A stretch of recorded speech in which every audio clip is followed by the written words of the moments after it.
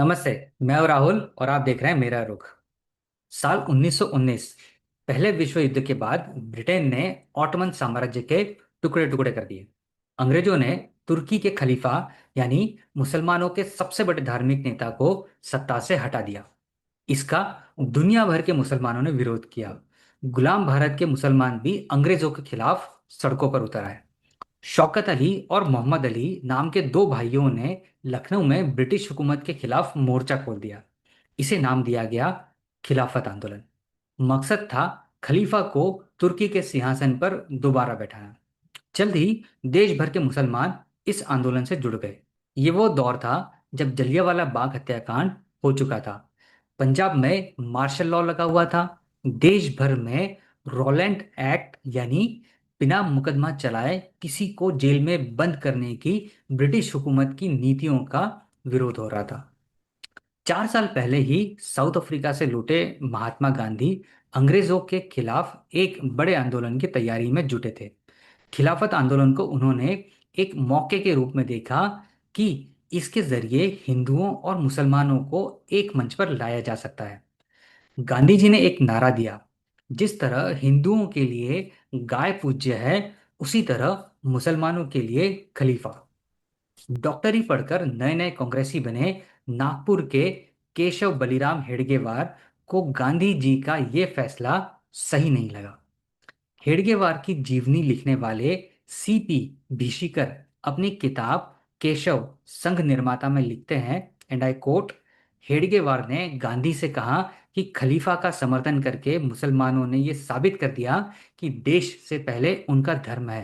कांग्रेस को इस आंदोलन का समर्थन नहीं करना चाहिए, अनकोट। हालांकि गांधी जी ने हेडगेवार की बात नहीं मानी और खिलाफत आंदोलन के समर्थन की घोषणा कर दी। न चाहते हुए भी हेडगेवार इस आंदोलन से जुड़े रहे और उग्र भाषण देने की वजह से अगस्त 1921 से जुलाई 1922 तक जेल में रहे। अगस्त 1921 खिलाफत आंदोलन केरल पहुंचा।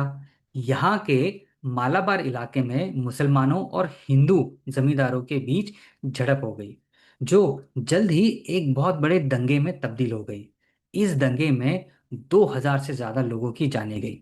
डॉक्टर भीमराव अंबेडकर ने इस दंगे का जिक्र करते हुए अपनी किताब थॉट्स ऑन पाकिस्तान में लिखा, एंड आई कोट, इस विद्रोह का मकसद ब्रिटिश हुकूमत को खत्म कर इस्लाम राज्य की स्थापना करना था।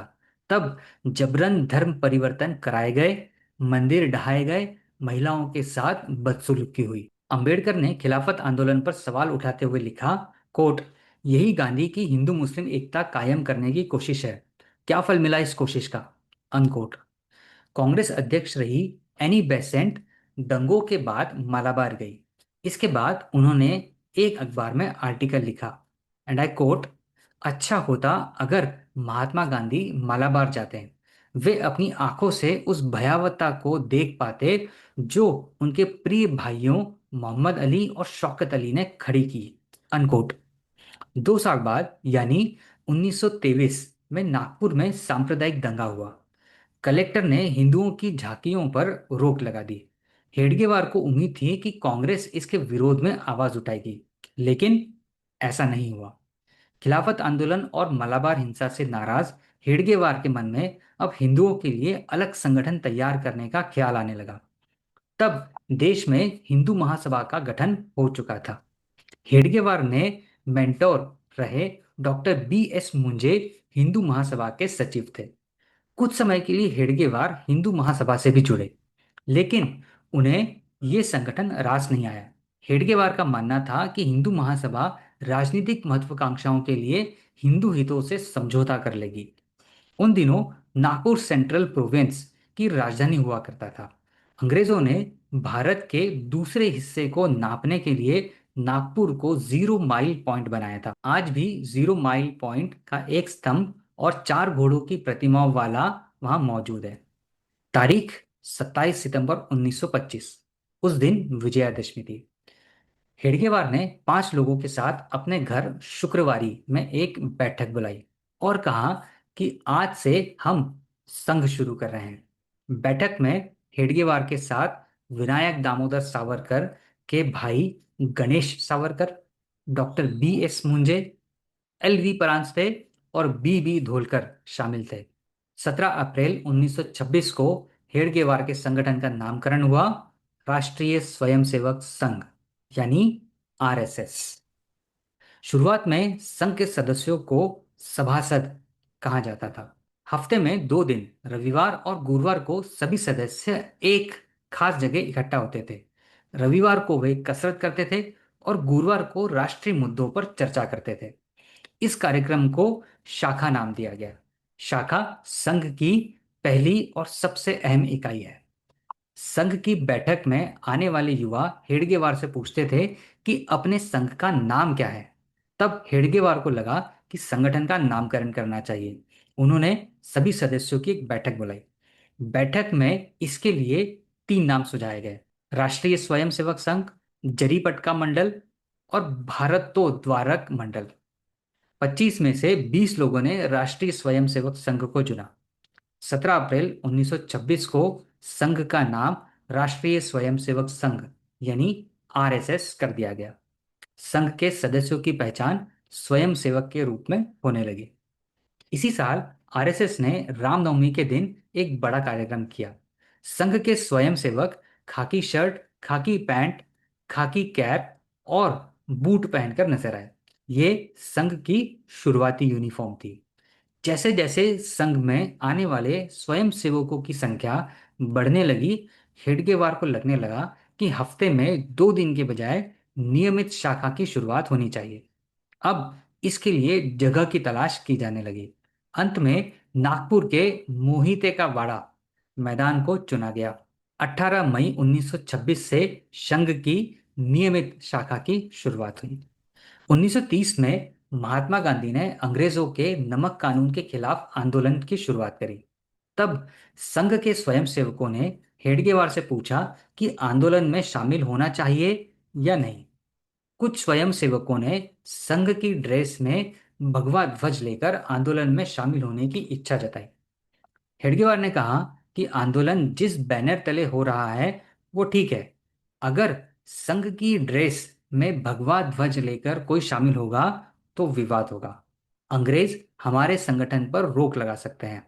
इसलिए जिसे शामिल होना है वो व्यक्तिगत रूप से आंदोलन में शामिल होगा।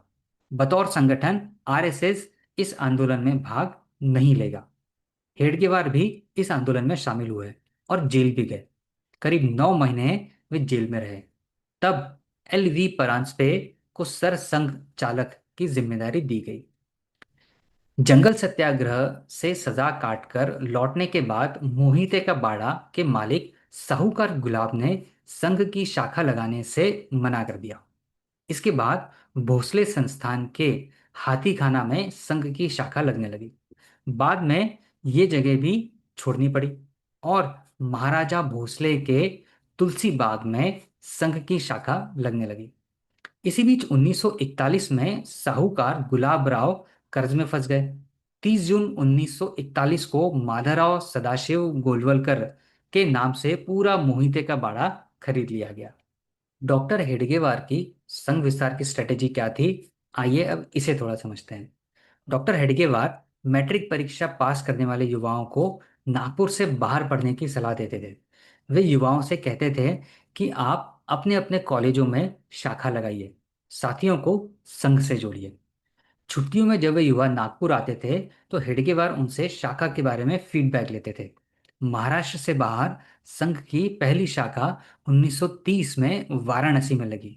दूसरे संघ प्रमुख रहे गोलवलकर वाराणसी की इसी शाखा से संघ से जुड़े थे। डॉक्टर हेडगेवार की एक और रणनीति थी। शाखा में नियमित नहीं आने वाले लड़कों से मिलने के लिए वे उनके घर जाते थे।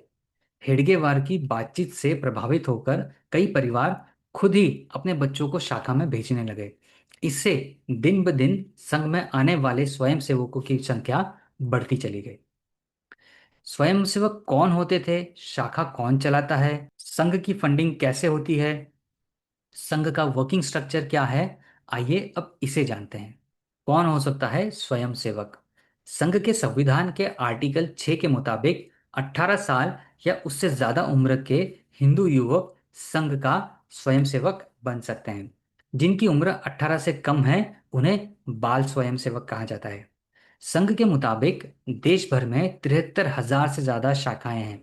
इनमें ज्यादातर शाखा सुबह की है, कुछ शाम की भी है। शाखा के लिए हर दिन 1 घंटे का वक्त तय होता है। भगवा ध्वज को प्रणाम करने के साथ शाखा की शुरुआत होती है और संघ प्रार्थना के बाद समाप्ति। हर स्वयंसेवक किसी न किसी शाखा से जुड़े होते हैं, वही उनकी पहचान होती है।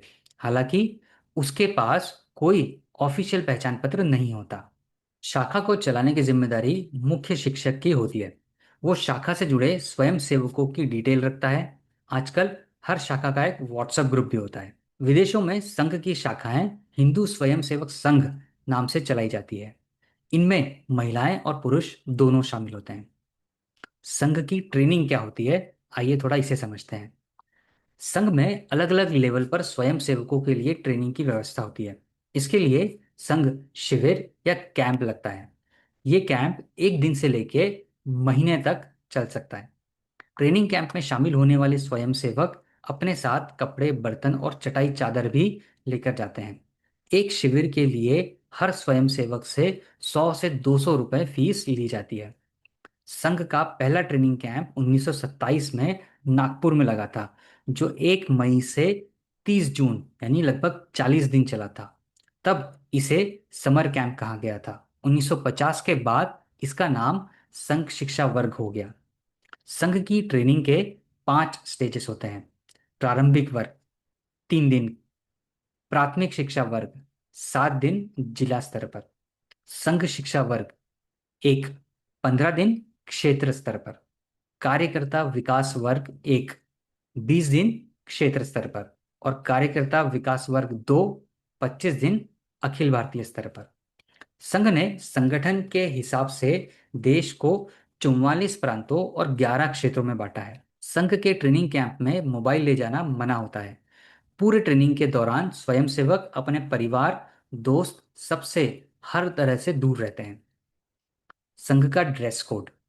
शुरुआत में आरएसएस की यूनिफॉर्म खाकी शर्ट, खाकी निकर और खाकी टोपी थी। 1930 में संघ ने बदलाव करते हुए खाकी टोपी की जगह काली टोपी कर दी। 1939 यानी 1939 में संघ ने अपनी शर्ट का रंग खाकी से बदलकर सफेद कर दिया। इसके पीछे तर्क दिया कि ब्रिटिश सेना की शर्ट का रंग भी खाकी था। 1973 में संघ ने चमरौद बूट और लंबे मोजे की जगह सामान्य जूते और मोजे शामिल किए। 2010 में संघ ने चमड़े के बेल्ट की जगह कैनवास बेल्ट का इस्तेमाल करना शुरू किया। 2016 में आरएसएस ने अपने ड्रेस कोड में बदलाव करते हुए खाकी हाफ पैंट की जगह गहरे भूरे रंग की फुल पैंट को शामिल किया। संघ की प्रार्थना। संघ की शुरुआती प्रार्थना मराठी और हिंदी में थी। भारत माता की जय के साथ प्रार्थना की शुरुआत होती थी और स्वामी रामदास महाराज की जय के साथ समाप्त होती थी। 1939 में संघ की प्रार्थना बदलकर संस्कृत में हो गई, जिसकी शुरुआत नमस्ते सदा वत्सले से होती है और समाप्ति भारत माता की जय के साथ होती है। संघ की प्रार्थना का संस्कृत अनुवाद प्रोफेसर नरहरि नारायण भिड़े ने किया। 1939 में पुणे में संघ के कैंप में पहली बार इसे गाया गया। संघ की प्रार्थना को संस्कृत में करने के पीछे तर्क दिया गया कि इसे गैर मराठी भाषी भी समझ पाए। संघ कौन कौन से त्योहार मनाता है? हर साल आरएसएस 6 त्योहार मनाता है। ये त्योहार हैं वर्ष प्रतिपदा यानी हिंदू नववर्ष, जिसे गुड़ी पड़वा भी कहा जाता है, हिंदू साम्राज्य दिवस, गुरु पूर्णिमा, रक्षाबंधन, मकर संक्रांति और विजयादशमी। संघ की फंडिंग के बारे में जानते हैं। पहली बार 84 रुपए मिले थे आरएसएस को। 1928 में संघ ने अपनी गतिविधियों के लिए गुरु दक्षिणा की शुरुआत करी। पहली बार में 84 रुपए इकट्ठा हुए थे। संघ के संविधान के आर्टिकल 22 के मुताबिक हर साल व्यास पूर्णिमा के दिन संघ के प्रत्येक शाखा पर दक्षिणा दिवस मनाया जाता है। इस दिन आरएसएस भगवा ध्वज को गुरु मानकर अपनी इच्छा अनुसार उसमें दान देते हैं, जो स्वयंसेवक होते हैं वो। अगर रकम 20,000 से ज्यादा हुई तो चेक के माध्यम से दान दिया जाता है। इस दक्षिणा को मेंटेन करने के लिए संघ की इंटरनल ऑडिट टीम होती है। संघ की भाषा में इसे निधि प्रमुख कहा जाता है। केंद्रीय कार्यकारिणी मंडल और प्रांतीय कार्यकारी मंडल ही तय करते हैं कि फंड्स का डिस्ट्रीब्यूशन कब और कैसे होना है। अब ये जानते हैं कि एक चिट्ठी के जरिए संघ प्रमुख का नाम कैसे तय हुआ और ये परंपरा कैसे आगे बढ़ी। संघ के संविधान के आर्टिकल 12 में संघ प्रमुख का जिक्र है। इसमें कहा गया, जरूरत पड़ने पर सरसंघ संचालक केंद्रीय कार्यकारी मंडल यानी संघ की सुप्रीम बॉडी की सहमति पर अगले सरसंघ चालक की नियुक्ति करेगा। 1940 में हेडगेवार का निधन हुआ तो उनकी लिखी एक चिट्ठी पढ़ी गई। उसमें अगले उन्होंने संघ प्रमुख के रूप में माधवराव सदाशिव गोलवलकर यानी गुरुजी का नाम लिखा था। इसी तरह 1973 में गोलवलकर जी के निधन के बाद चिट्ठी के जरिए बाला साहेब देवरस संघ प्रमुख बने। 1994 में राजेंद्र सिंह संघ प्रमुख बने। ये पहली बार था जब संघ प्रमुख के जीवित रहते कोई नया संघ प्रमुख बना हो या उसकी घोषणा हुई हो। बाला साहेब देवरस ने अपनी बीमारी की वजह से राजेंद्र सिंह को संघ प्रमुख बनाया था। 39 देशों में भी संघ की शाखा लगती है, सिर्फ भारत में ही नहीं। विदेशों में संघ की शाखा हिंदू स्वयंसेवक संघ नाम से चलाई जाती है। संघ के मुताबिक अमेरिका, ब्रिटेन, फिनलैंड सहित 39 देशों में उसकी शाखा लगती है। विदेशों में ब्लैक पैंट और व्हाइट शर्ट ये संघ का यूनिफॉर्म है। भारत में संघ की शाखाओं में भारत माता की जय का नारा लगाया जाता है, जबकि विदेशों में विश्व धर्म की जय का नारा लगाया जाता है। जिन देशों में शाखा लगाने की इजाजत नहीं है, वहां वीडियो कॉन्फ्रेंसिंग के जरिए शाखा लगाई जाती है। अब आरएसएस शुरू करने वाले हेडगेवार जी की जीवन के ऊपर हम लोग कुछ जानते हैं। 1 अप्रैल 1889 को नागपुर के एक वैदिक ब्राह्मण परिवार में केशव बलिराम हेडगेवार का जन्म हुआ। हेडगेवार 6 भाई बहन में से 5वें नंबर पर थे। वे 14 साल के थे तब प्लेग से उनके माता पिता की मृत्यु हो गई, जिसके बाद उनके बड़े भाई साहब महादेव ने उनकी परवरिश करी। महादेव को अखाड़ों में जाने का बड़ा शौक था। वे हेडगेवार को अपने साथ नागपुर के शिवराम गुरु अखाड़े में लेकर जाते थे। हिंदू महासभा के अध्यक्ष रहे बीएस मुंजे भी उसी अखाड़े में जाते थे। 1904-1905 की बात है। एक दिन मुंजे की नज़र हेडगेवार पर पड़ी। दोनों के बीच बातचीत हुई और फिर वे नियमित रूप से मिलने लगे। उन दिनों भारत पर ब्रिटिश हुकूमत का राज था और देश में बंगाल विभाजन की गूंज चल रही थी। 1910 में मुंजे की सलाह पर ही डॉक्टरी की पढ़ाई के लिए हेडगेवार कलकत्ता चले गए। कहा जाता है कि डॉक्टरी की पढ़ाई तो बहाना था, असल में हेडगेवार को कलकत्ता में क्रांतिकारी गतिविधियां सीखनी थी, इसलिए मुंजे ने उन्हें कलकत्ता भेजा। उन दिनों कलकत्ता में क्रांतिकारियों का गढ़ माना जाता था। यहाँ वे अनुशीलन समिति से जुड़े। इस समिति में अरविंद घोष और बिपिन चंद्र पाल जैसे क्रांतिकारी शामिल थे। 1915 में डॉक्टरी पढ़कर कलकत्ता से लौटे हेडगेवार ने नौकरी करने के बजाय नागपुर में एक व्यायामशाला खोली। यहाँ वे युवाओं को व्यायाम के साथ साथ उनके बीच ज्वलन मुद्दों पर डिबेट कंपटीशन कराते थे। आरएसएस हेडक्वार्टर के नजदीक आज भी वो व्यायामशाला मौजूद है। 1910 से 1919 के बीच हेडगेवार ने कई छोटे छोटे संगठन बनाए, पर उनका कुछ खास परिणाम नहीं निकला। तब हेडगेवार ने तय किया कि नए संगठन बनाने के बजाय कांग्रेस के साथ जुड़कर काम करना ही बेहतर है। 1919 में वे कांग्रेस के एक्टिव मेंबर बन गए। उस साल कांग्रेस के अमृतसर अधिवेशन में उन्होंने भाग भी लिया। अगले साल यानी 1920 में हिंदूवादी नेता एल वी परांजपे ने भारत स्वयंसेवक मंडल शुरू किया। इस मंडल का काम था कि कांग्रेस के अधिवेशन के लिए ज्यादा से ज्यादा युवाओं को जुटाना। हेडगेवार भी इस संगठन से जुट गए। परांजपे और हेडगेवार को अधिवेशन में आए हुए डेलीगेट्स के रहने और खाने की व्यवस्था को संभालने की जिम्मेदारी दी गई। उस अधिवेशन में हेडगेवार ने विषय नियामक समिति का प्रस्ताव दिया, जिसे ठुकरा दिया गया। इस प्रस्ताव में हेडगेवार ने पूर्ण स्वतंत्रता की मांग करी थी। कहा जाता है कि उस दिन से ही हेडगेवार कांग्रेस लीडरशिप से नाराज थे। 1921 में उन्होंने महाराष्ट्र के कटोल और भरतवाड़ा में भाषण दिया। इसको लेकर अंग्रेजों ने उन पर देशद्रोह का मुकदमा लगाया। उन्हें जेल भेज दिया गया।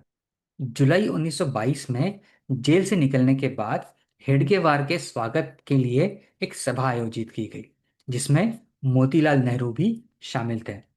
इसी साल हेडगेवार को प्रदेश कांग्रेस का जॉइंट सेक्रेटरी बनाया गया। उन दिनों कांग्रेस वॉलेंटियर्स के लिए हिंदुस्तानी सेवा दल चलाता था। हेडगेवार को इसमें अहम जिम्मेदारी मिली। हालांकि वे अपने रोल से बहुत खुश नहीं थे। वे कुछ अलग करना चाहते थे। खिलाफत आंदोलन, मालाबार हिंसा और नागपुर दंगे के बाद आखिरकार 1925 में उन्होंने संघ की नींव रखी।